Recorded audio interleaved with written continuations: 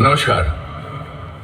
अगले आधे घंटे तक आप लोग मेरे साथ रहने वाले हैं। इससे पहले शायद ही आपकी मुलाकात मुझ जैसे किसी से हुई हो, लेकिन हम यहाँ मिल रहे हैं। मैं रक्त और मांस से नहीं बल्कि ईंट और पत्थर से बना हूं। मेरी आवाज और सीढ़ियों में नयापन दिख सकता है, लेकिन सच्चाई ये है कि मैं यहाँ इस पहाड़ी पर 19वीं शताब्दी से खड़ा हूँ। मेरी जिंदगी केवल मुझ तक ही सिमटी नहीं है, बल्कि ये शिमला की भी जिंदगी और दास्तां है। मेरा नाम बेंटनी है। ये ऐतिहासिक महल मैं ही हूं।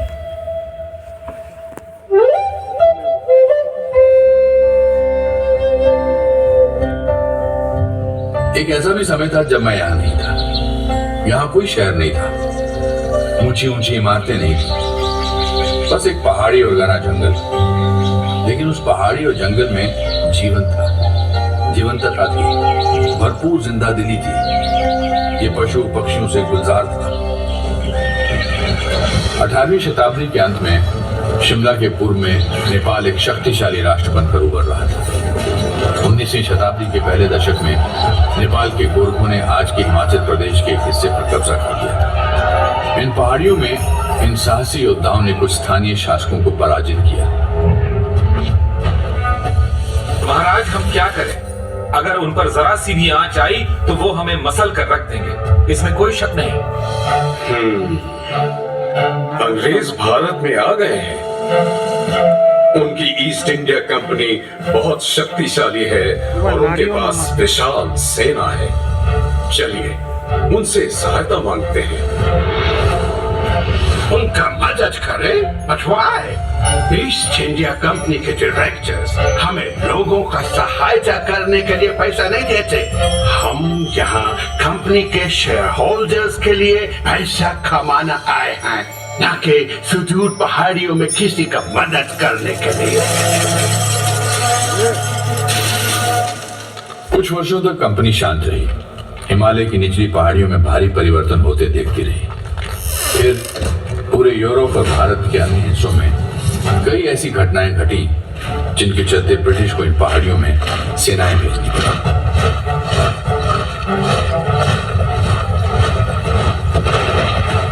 शिमला में जमकर लड़ाइयां हुई और मुठभेड़ हुई। पहाड़ी राजाओं और अंग्रेजों की जीत हुई और सन 1815-16 में गोरखा युद्ध समाप्त हुआ। 2 वर्षों के भीतर ही ईस्ट इंडिया कंपनी की सेना के अधिकारियों ने इन पहाड़ियों को घूमना टटोलना शुरू कर दिया। What a delightful place! Note का तरफ देखो, आपको बर्फ से ढका माउंटेन नजर आता है।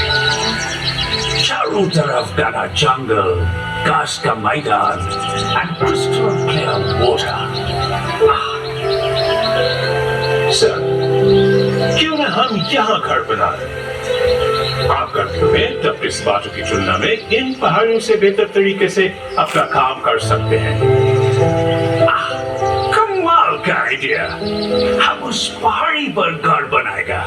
What's that?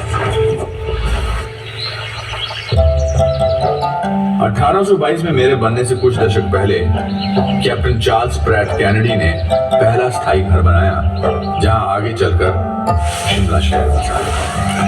1831 में कैनेडी हाउस में एक मेहमान का यहां आना हुआ, जिसका नाम था विक्टर जैकपॉट।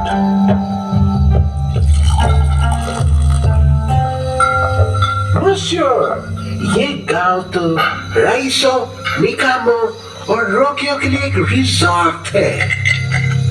मसियोर जैकमॉन्ट, एक बॉटनिस्ट होकर भी आप कितना अच्छा मजाक करते हैं। शुक्रिया कैप्टन केनेडी, मुझे हफ्तों से पानी का स्वाद नहीं मिला है। आपका भरा हुआ सेलर देख के मजा आ गया। कुछ वर्षों के भीतर मेहमान नवाज कैनेडी के यहाँ और भी कई खास मेहमान आए। गवर्नर जनरल लॉर्ड एमहर्स्ट का 1828 में आना हुआ और उसके अगले वर्ष ब्रिटिश इंडिया आर्मी के कमांडर इन चीफ लॉर्ड कॉम्बरमेयर यहाँ पधारे। तब तक ये एक छोटा सा गांव ही था। कॉम्बरमेयर का यहाँ आना शिमला की तब्दील के लिए एक अच्छा संकेत था। यहाँ सबसे पहले इमारतों का निर्माण कार्य उन्होंने ही शुरू किया। एक झील के ऊपर उन्होंने एक वाटर टैंक और पुल बनवाया। जहां आज भी उनका नाम लिखा हुआ है। 2 वर्ष बाद 1830 में पटियाला और कंथाल के शासकों से यहाँ की मुख्य जमीनें ले ली गई, जिन पर यह शहर बसा है। ऐसा लगता है ये जमीन मेरे आगमन के लिए ही तैयार की जा रही थी। वर्ष 1831 तक इस जगह पर 60 घर थे। इस जगह को अलग अलग नामों से जाना जाता है, शिमला, शिमला और शिमला। हो सकता है कि ये नाम पटिया से पाटे गए और छोटे मंदिर शिमलिया या स्थानीय देवी शमला देवी के नाम पर ही, लेकिन ये चीज इतिहास के पन्नों पर कहीं खो गई और इस बात को हम निश्चित तौर पर शायद कभी नहीं जान पाएंगे। मुझसे ठीक नीचे उतरने वाली सड़क पर कालीबाड़ी मंदिर, मुख्य प्रतिमा काले रंग के संगमरमर की बनी है, जिसके पीछे शिला रूप में 2 मूर्तियां हैं। ऐसा माना जाता है कि ये प्रतिमाएं अपने मूल रूप में है, जो जाकू पहाड़ी पर स्थित मंदिर की है। कुछ रोम की तरह शिमला में भी 7-8 पहाड़ियां हैं। पश्चिम में प्रॉस्पेक्ट हिल है, जिस पर कामना देवी का मंदिर है। पश्चिम में समर हिल है और पॉटर्स हिल भी है। फिर ऑब्जर्वेटरी हिल है, जिसके ऊपर पुराना वाइसरेगल लॉज है। इससे सटे ही इनवरम हिल है, जहां स्टेट म्यूजियम है। वो जाकू पहाड़ी है जिसके बारे में मैंने अभी आपको बताया। और फिर इलीसियम हिल है, इसी का विस्तार। इस पर ऑकलैंड हाउस स्कूल व अन्य इमारतें हैं। और अंत में ये पहाड़ी है, जैसा कि आप अनुमान लगा सकते हैं, इसे बेंटनी हिल कहा जाता है। लेकिन शिमला में अलग अलग धर्मों के कई पवित्र स्थान हैं, जो एक दूसरे के आसपास ही। क्राइस्ट चर्च शिमला का सबसे पुराना चर्च है और ये रिज पर है। यह आसमान में इस शहर के हस्ताक्षर जैसा लगता है।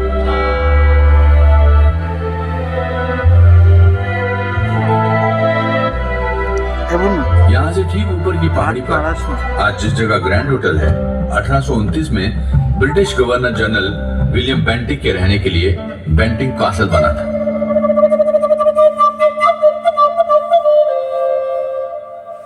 बेंटनी यानी कि मैं जहां हम बैठे हैं थोड़ा नीचे था और इसका नाम भी माननीय के नाम पर ही था। 1880 के दशक में सिरमौर राज्य के राजा शमशेर प्रकाश ने शिमला में कई जमीनें खरीदी। यहाँ ये बता देना जरूरी है कि सिरमौर शिमला के ठीक पूर्व में स्थित है और यहाँ गोरखों के साथ कई भीषण लड़ाइयां लड़ी गई। फिर उन्हीं जमीनों में से एक कैप्टन गॉर्डन का भी कॉटेज था। राजा शमशेर प्रकाश के सुपुत्र और राज्य के वारिस राजा सुरेंद्र विक्रम प्रकाश ने अपनी निगरानी में बनाकर यहाँ एक आलीशान महल बनवाया। इसके लिए राजा ने मिस्टर टीईजी कूपर की सहायता ली और 20वीं शताब्दी की शुरुआत के साथ शिमला के सुंदर किरदार का मैं भी एक हिस्सा बन गया। अब मुझे करीब से देखिए, मैं पूरी दरिया दिल्ली के साथ बना हूं। मेरे सामने का हिस्सा वास्तुशिल्प कला का अनूठा नमूना है। मेरी बेल बूटेदार सजावटें और तराशे गए दीवार गिर देखने में एल्प्स की इमारतें जैसे लगते हैं। मेरी छत पर बुर्ज बने हुए हैं और बरामदे के ऊपर पगोड़ा है, जिसमें सरदोजी का काम किया गया है। मेरी गिनती शिमला की प्रसिद्ध इमारतों में होती है। किसी ने मुझे सिरमौरी ब्रॉक शैली का अद्भुत रूप बताते हुए मेरी और मुझे बनाने वालों की उत्तम प्रशंसा भी की। साल दर साल बीतते चले गए और मेरी उम्र बढ़ती गई। मेरे किरदार में कई पहलू जुड़े। दोनों विश्व युद्धों के दौरान सिरमौर के राजाओं ने अंग्रेजी सरकार के सैनिकों के लिए मेरे उपयोग किया।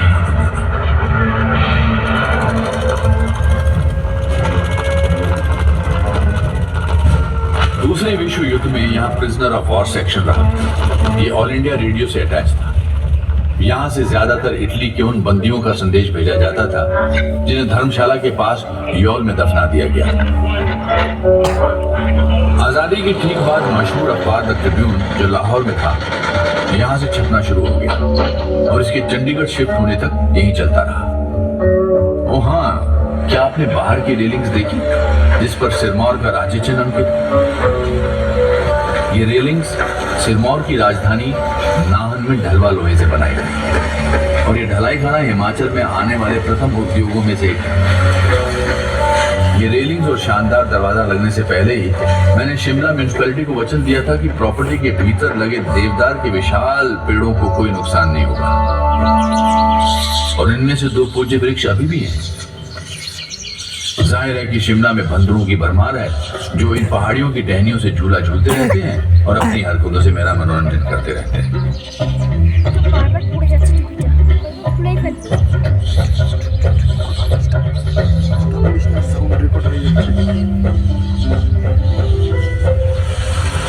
भारत की आजादी के ठीक पहले मुझे दरभंगा महाराजा के हाथों सौंप दिया गया। 1957-58 में दरभंगा के महाराजा सर कामेश्वर सिंह ने पंजाब सरकार को एक प्रॉपर्टी किराए पर दी। शुरू में पंजाब सरकार की कई विंग्स और बाद में हिमाचल की पुलिस कई वर्षों तक यहाँ रही। शिमला इतना भव्य था कि हिल स्टेशंस की क्वीन कहलाता था। मेरे सामने वाली सड़क के उस पार टेलीफोन एक्सचेंज है और टेलीग्राफ ऑफिस है। ये दुनिया के पहले ऑटोमेटिक टेलीफोन एक्सचेंज में से एक था। पास ही में YWCA है और इस जगह पर कभी मौसम विज्ञान का कार्यालय था।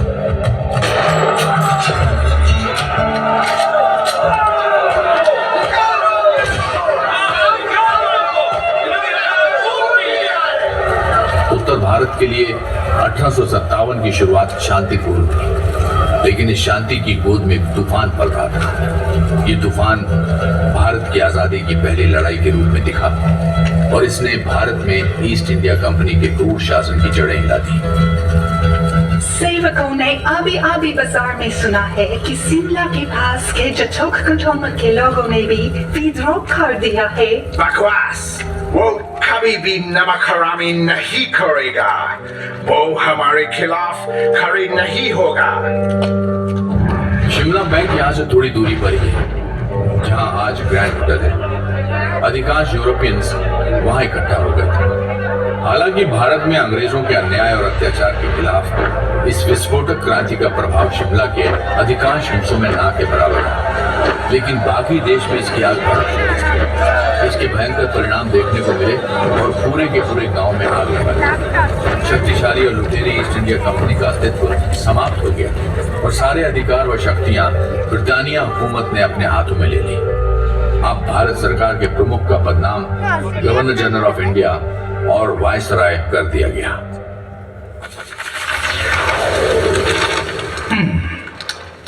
मुझको लगता है कि भारत का secretary of state sir Charles Wood Shimla को सम कैपिटल बनाने को मान जाएगा। I cannot stand the heat। और मैं भारत में इसको काफी झेल चुका है। सर जॉन, उस उमस भरा कलकत्ता का गर्मी में जितना काम हम 10 दिन में पूरा करेगा, वो तो यहाँ 1 दिन में हो जाएगा।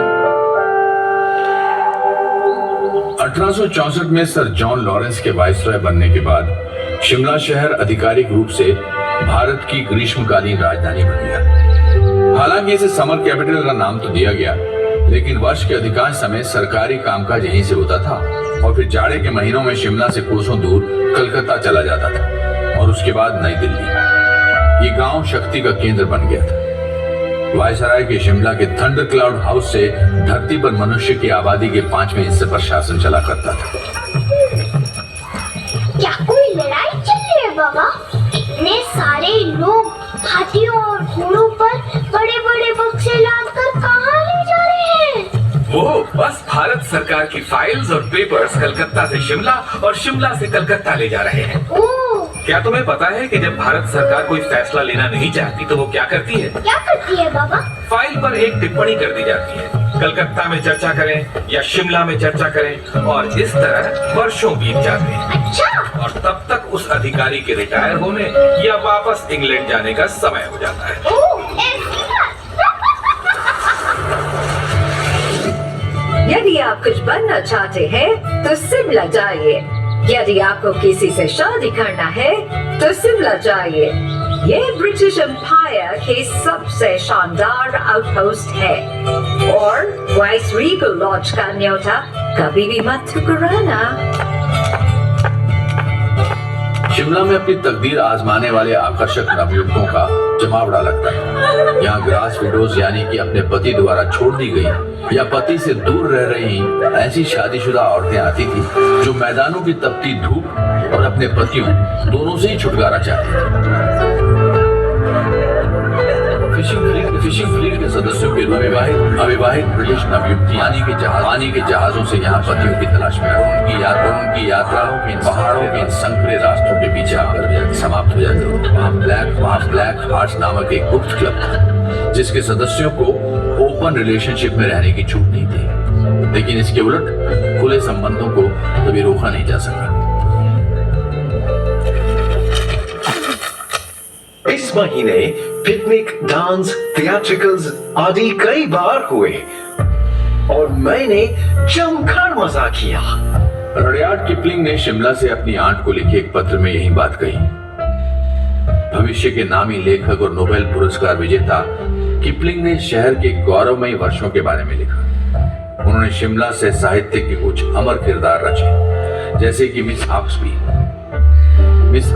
असली जिंदगी से जुड़ी किरदार थी और इनमें सांप जैसी धूर्तता, मर्दों जैसी तर्कशीलता, बच्चों जैसी निर्भीकता और औरतों का प्रिय चरित्र सभी मौजूद थे।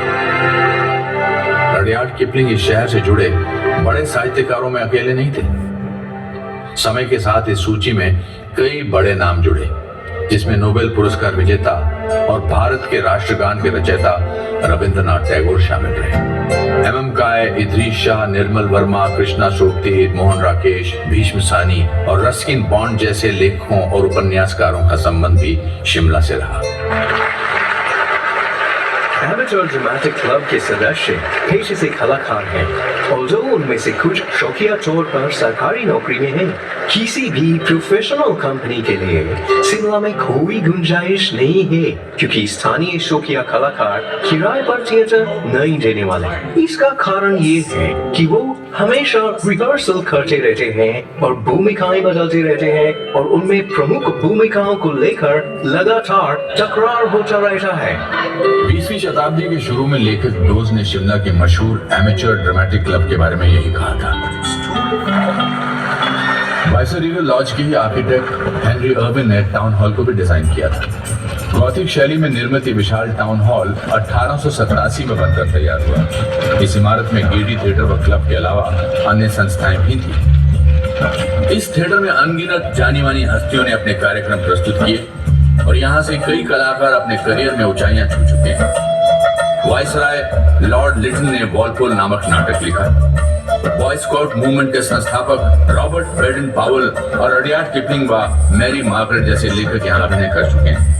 कलाकार अमृता शेरगिल 7 वर्षों तक शिमला में रही। उन्होंने भी युवावस्था में यहाँ अभिनय किया। ऐसा माना जाता है कि गायक के.एल. सहगल ने अपना पहला सार्वजनिक कार्यक्रम गेटी में ही प्रस्तुत किया। कैंडल्स, पृथ्वीराज कपूर, अनुपम खेर और कई अन्य नाम इस महान थिएटर से जुड़े हैं। 2009 में इसका व्यापक रूप से रेनोवेशन किया गया और आज गेटी थिएटर कॉम्प्लेक्स शिमला के सांस्कृतिक जीवन का केंद्र है।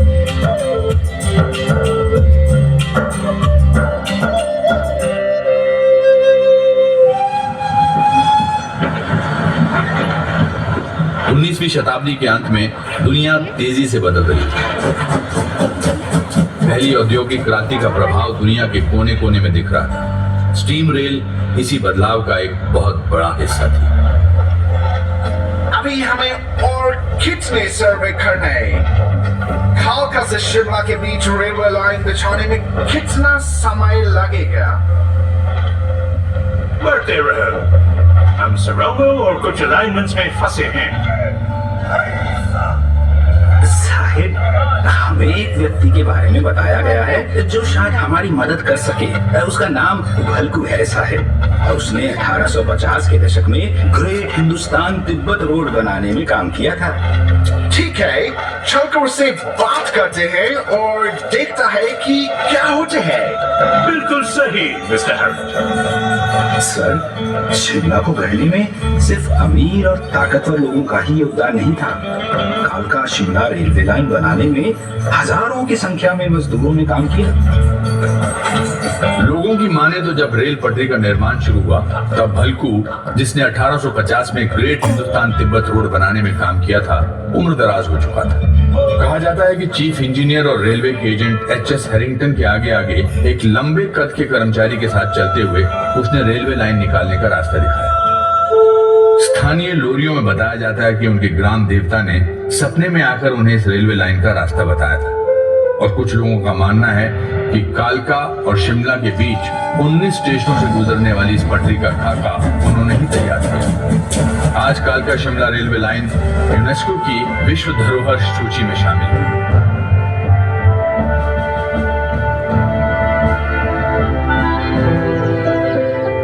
ये बहुत अच्छा बात है कि रेलवे लाइन बिछ गया है, लेकिन हमारा सामने काफी चिंताजनक स्थितियां हैं। ब्रिटिश राज को हाथी की तरह नहीं चलाया जा सकता है। एनाडेल में गर्मी का ये बेहद सुहावना दिन है। हमारे चारों ओर फैले देवदार के ये सुंदर पेड़ इस माहौल को काफी खुशनुमा बनाते हैं। वाइस रॉय लॉर्ड कर्जन के साथ इस पवेलियन में मौजूद होना हमारे लिए सौभाग्य की बात है। क्यों मिस्टर यंग हस्बैंड, आपकी क्या राय है? बिल्कुल, मैं सचमुच यहाँ एक बहुत बड़े काम से आया है। अनंडेल में झुरमुटों के बीच बने जिमखाने को निहारते हुए वाइसरॉय लॉर्ड कर्जन और फ्रांसिस यंग हस्बैंड ने तिब्बत पर हमला करने की योजना बनाई। इससे कुछ साल पहले ही अनंडेल में चुपचाप एक अन्य घटना घट चुकी थी। ऐसा माना जाता है कि एलन ऑक्टेवियन ह्यूम यहाँ पिकनिक मनाने आए थे, जहां उनके मन में एक ऐसा संगठन बनाने का विचार आया जिससे अंग्रेजों और भारतीयों को करीब लाया जा सके। उनके द्वारा बनाया गया कांग्रेस नामक ये संगठन एक अलग ही दिशा में मुड़ गया और जल्दी उसकी अगुवाई में भारत का स्वतंत्रता संघर्ष शुरू हुआ।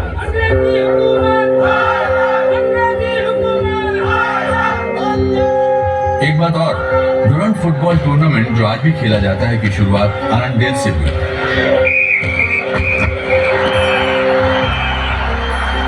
ब्रिटिश भारत और अफगानिस्तान को बांटने वाली डुरंट लाइन खींचने का निर्णय यही शिमला में हुआ था। अंग्रेज भारतीयों को सरकार में प्रतिनिधित्व देने से मुकर चुके थे। जलियांवाला बाग में हजारों निहत्थों को मौत के घाट उतारने वाला जनरल डायर उस समय शिमला में भी रह चुका था। अब शिमला की पहाड़ियों से भी आजादी के लिए आवाजें उठ रही थी।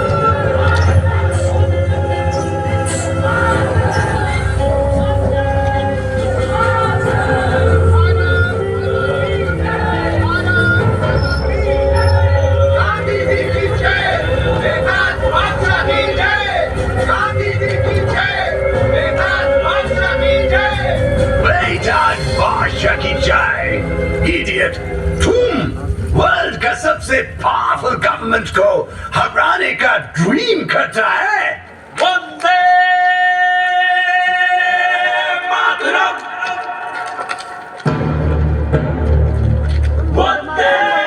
मैंने इस पहाड़ी से देखा है कि हजारों वर्षों की हुकूमत कैसे सिर्फ 3 दशकों के भीतर समाप्त हो गई।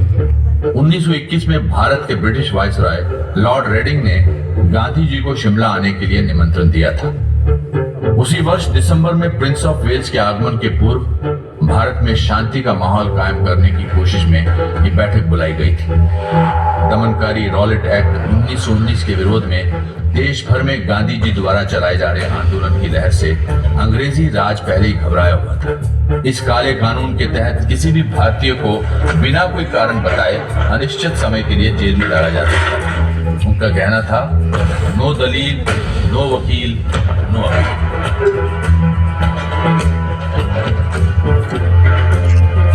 इस दौरे के बाद कई अन्य राष्ट्रवादी नेता शिमला में 1947 तक आते रहे। जिस वर्ष भारत आजाद हुआ, पंडित नेहरू, सी राजगोपालाचारी, सरदार पटेल, सुभाष चंद्र बोस, मदन मोहन मालवीय, अब्दुल गफ्फार खान, गोविंद वल्लभ भाई पंत और मौलाना आजाद ने नियमित रूप से यहाँ रह रहे अंग्रेज उच्चाधिकारियों को जनमत से अवगत कराया। कुछ समय के लिए पाकिस्तान के निर्माता मोहम्मद अली जिन्ना का भी शिमला में एक घर था। 1939 में दूसरे विश्व युद्ध की शुरुआत के साथ सरकार का शिमला आना जाना बंद हो गया, लेकिन यहाँ अनेक बैठकें और सम्मेलन आयोजित होते रहे। 1939 में ही शिमला की पहाड़ियों में हिमालय रियासती प्रजामंडल एक राष्ट्रवादी संगठन के रूप में सक्रिय हो गया। शिमला में आजादी के आंदोलन के अग्रणी नेताओं में भागमल स्वथा, पंडित पद्मदेव, मनशाराम, डॉक्टर केदारनाथ, लाला हरीशचंद्र और अमरीकी सत्यानंद स्टोक्स शामिल रहे। महिलाओं ने भी जमकर साथ दिया। लक्ष्मी देवी, कमला देवी, सत्यवती और लज्जा वर्मा जैसी महिलाओं ने इस स्वतंत्रता आंदोलन में बढ़ चढ़कर हिस्सा लिया। आजादी के बाद सिरमौर के डॉक्टर वाई.एस. परमार हिमाचल प्रदेश के पहले मुख्यमंत्री बने। 1947 में वायसराय लॉर्ड वेवल ने शिमला सम्मेलन का प्रस्ताव रखा। उम्मीद थी कि इस सम्मेलन से देश को एकजुट रखते हुए भारत की आजादी के स्वरूप का हल निकलेगा। 1946 में कैबिनेट मिशन भारत आया। भारत की आजादी और भारतीय उपमहाद्वीप के विभाजन से जुड़े कई प्रस्तावों को शिमला में निश्चित रूप दिया गया। 1947 के शुरू में भारत के अंतिम ब्रिटिश वायसराय लॉर्ड माउंटबेटन का आगमन हुआ। उनके कार्यकाल के दौरान यूनाइटेड सर्विसेज क्लब में कई सत्र आयोजित हुए। सर सिरिल रेडक्लिफ की अध्यक्षता में सीमा आयोग ने देश का बंटवारा किया और पाकिस्तान का जन्म हुआ। 15 अगस्त 1947 को भारत गुलामी की बेड़ियों से आजाद हो गया।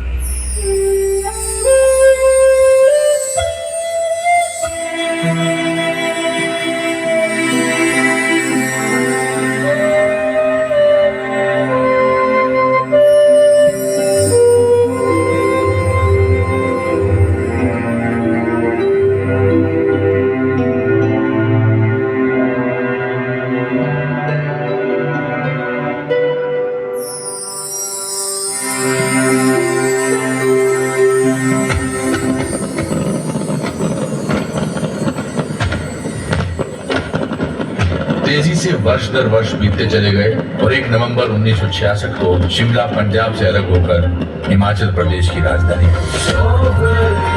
फिर 1972 में बांसकोट में भारत और पाकिस्तान के बीच शिमला समझौते पर हस्ताक्षर हुआ। बांसकोट ही आज का राजभवन है। विस यूनिटा फोर्टियर यानी एकता में बल। पहले के सिरमौर रियासत का यही ध्येय वाक्य था, जिनका राज्य चिन्ह इस आलीशान इमारत की रेलिंग्स पर अंकित है। और शिमला या शिमला, इस बारे में क्या कहेंगे? आप किसी भी नाम से इस जगह को पुकार सकते हैं। कुछ ही ऐसे देश होंगे जहां के किसी अकेले शहर का इतिहास शिमला जैसा समृद्ध हो।